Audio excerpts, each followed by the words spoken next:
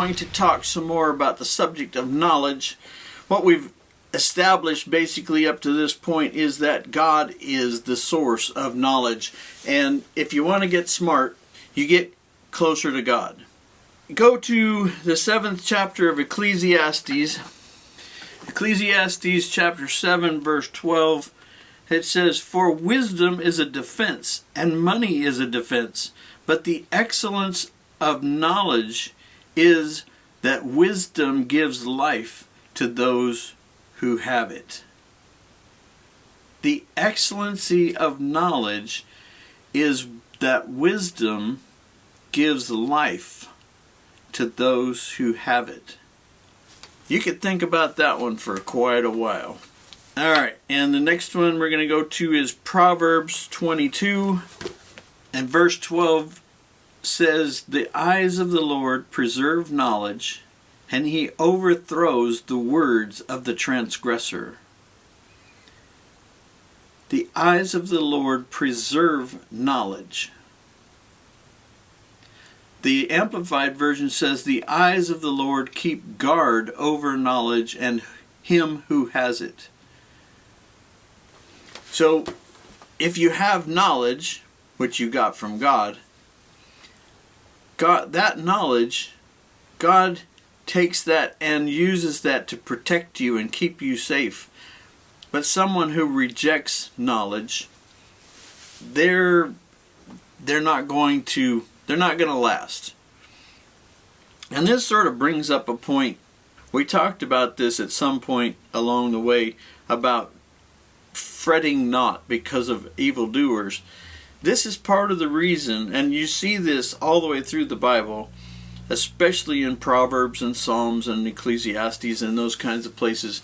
But you see this over and over and over where God says, if you will listen to me, I'll take care of you, and I'll make what you do prosper. But if you ignore me and if you reject me, then you're on your own. And this is, we are watching this happen in real time in the Western world. We can't watch it happen in the Eastern world because it already happened a long, long time ago. But when you reject the truth of God, and when you reject His truth, and you start making up your own truth, then you're on a downward slide. It's not going to stop. It's not going to stop until you either get to the bottom or you wake up and go, you know what, maybe we should find out what God has to say about it. Alright, this isn't real complicated, but it is foundational. We don't worship God because it's the church thing to do, and we don't worship God because we don't want Him to beat up on us. We're not trying to appease God like the pagans did. We are worshiping God for two reasons. One is He's worthy because He's God. He created everything. But the other reason is that it is His will and desire for you to have a good life. He wants you to be in the Garden of Eden. That was His idea. And I know I say the same things every week, but the same things are still true every week.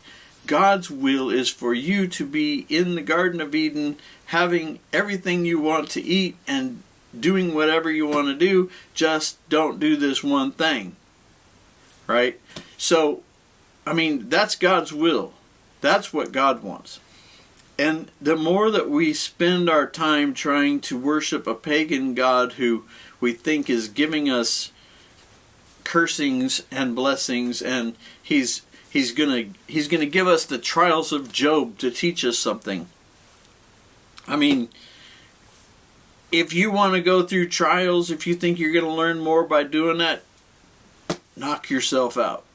I don't really feel like I want that. What I want is to listen to God and find out what God thinks. And He says if I do that, then things will go a lot better for me.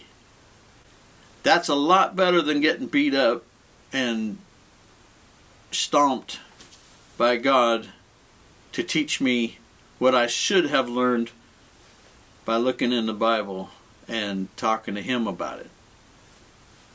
All right, so thanks for coming. I appreciate you being here. I really, really do. And I will see you tomorrow. We'll talk some more about the subject of knowledge.